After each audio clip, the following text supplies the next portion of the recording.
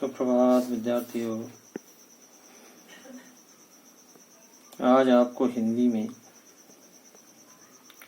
कबीर द्वारा रचित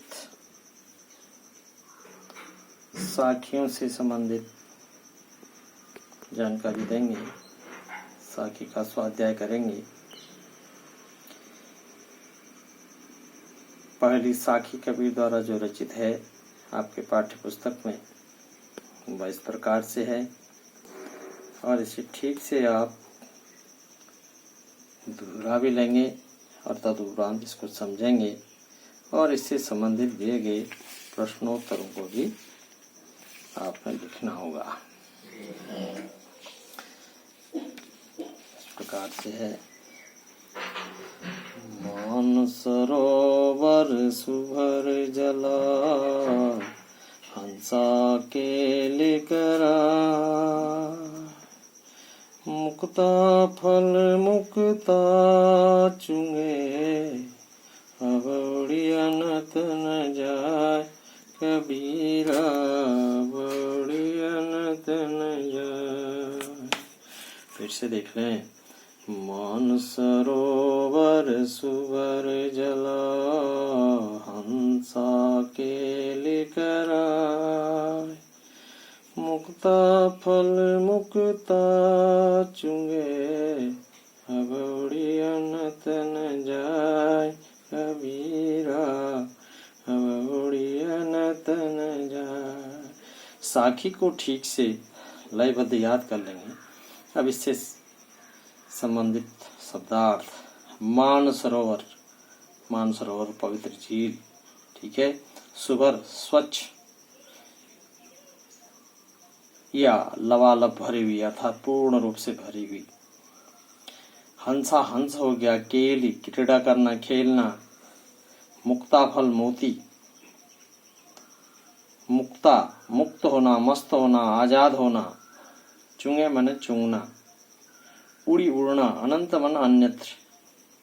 अब कोई भी काव्य खंड होता है, सर्वप्रथम उसका संदर्भ, ठीक है। प्रस्तुत पद हमारी पाठ्य पुस्तक क्षितिज भाग 1 के साख्या नामक पाठ से लिया गया है। इसके रचयिता कबीरदास जी हैं। उसके बाद कोई भी काव्य होता है, फिर उसका मुख्य भाव आता है, प्रसंग या मुख्य भाव। प्रस्तुत पद में कवि ने एक सच्चे ईश भक्त का वर्णन किया हुआ है, यानी हंस के माध्यम से सच्चे ईश भक्त की बारे में जानकारी दी है। उसके बाद इसका अर्थ या भावार्थ। मान सरोवर सुभर जलो हंसा केल कराए। कवि कह रहा है मान सरोवर झील स्वच्छ जल से, सुभर स्वच्छ पवित्र जल से लबालब भरी हुई है। हंसा केल कराए, हंस और उसमें हंस जो है क्रीड़ा कर रहे हैं, खेल कर रहे हैं। हंस क्रीड़ा करने में इतने मस्त हैं। कैसे हैं? मुक्ता फल मुक्ता चुंगे। हंस जो है उस सरोवर में मस्त होकर के मोती चूंग रहे हैं और वह मोती चूंगने में इतने मस्त हैं कि वह अब उस तालाब को छोड़कर अब उड़ी अनंत न जाए, अन्यत्र नहीं जाना चाहते। तो इस प्रकार से इसका सामान्य अर्थ हुआ। भाव कहने का अभिप्राय यह है कि कवि कहता है ईश्वर भक्त ईश भक्ति में अर्थात प्रभु की भक्ति में इतना तल्लीन है, इतना मस्त है कि वह अब ईश्वर भक्ति छोड़कर माया मोह के जंजाल में नहीं पड़ना चाहता। तो हंस के माध्यम से कवि ने यहाँ पर एक सच्चे ईश्वर भक्त के बारे में जानकारी दी है कि किस प्रकार से भक्त ईश्वर की भक्ति में लीन है। जैसे हंस जो है अपना मोती चुंगने में लीन है। तो इस प्रकार से इसका भाव हो गया। उसके अंतर्गत फिर आता है उसका ये काव्य सौंदर्य अर्थात शिल्प सौंदर्य जिसको कहते हैं, सुंदर सजाना, काव्य की सुंदरता किस प्रकार से है। काव्य सौंदर्य के अंतर्गत आएगा प्रस्तुत पद गेय और लयबद्ध है। ये जो पद है इसको लयबद्ध गाया जा सकता है, इसलिए एक काव्य सौंदर्य की इसकी विशेषता होगी कि प्रस्तुत पद गेय और लयबद्ध है। पद में दोहा छंद है, दोहे के रूप में गाया जा सकता है। मान सरोवर सुभर जल हंसा के लिकराय, तो ये दोहा छंद है। प्रस्तुत पद किसमें है? दोहा छंद में है। ठीक है। और पद में सुभर जल, सुभर जलों का सुभर जल, सुभर जल जो है यहाँ पर भक्ति का प्रतीक है। हंस जो है, हंसा के लिए हंस जो है भक्त का, हंस ईश्वर भक्त। सुभर जल जो है भक्ति का प्रतीक है और हंस जो है वह ईश्वर भक्त का प्रतीक है। पद में यत्र तत्र अलंकारों का समावेश है। जैसे सुभर, सुभर शब्द के दो अर्थ है। श्लेष अलंकार जैसे जहाँ एक शब्द के एक शब्द आए और उसका अलग अलग अर्थ होता है। ठीक है, शब्द एक ही आए और अर्थ अलग अलग, भिन्नता। श्लेष का मतलब चिपका हुआ। ठीक है, तो यहाँ सुभर शब्द के दो अर्थ, तो इसलिए यहाँ पर श्लेष, सुभर शब्द में श्लेष अलंकार है।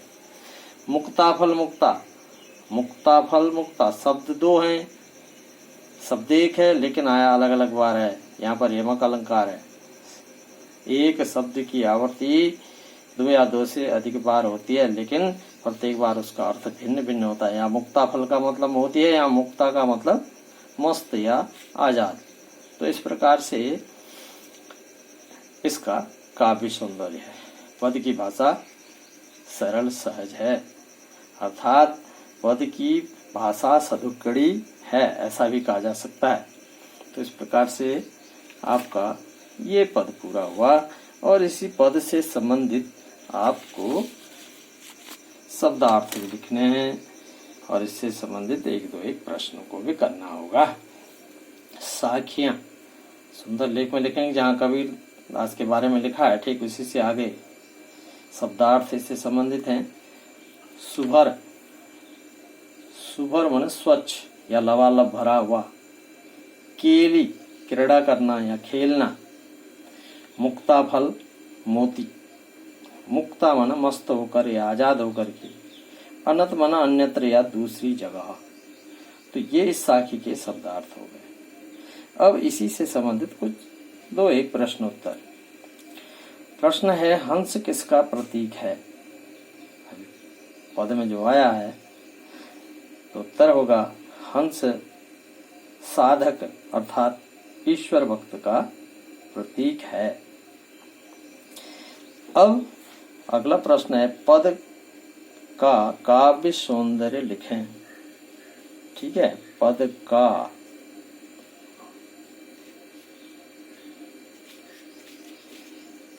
काव्य सौंदर्य, पद का काव्य सौंदर्य लिखना है। काव्य सौंदर्य प्रस्तुत पद गेय और लयबद्ध है। पद दोहा छंद में है। पद में सुभर जल भक्ति का और हंस भक्त का प्रतीक है।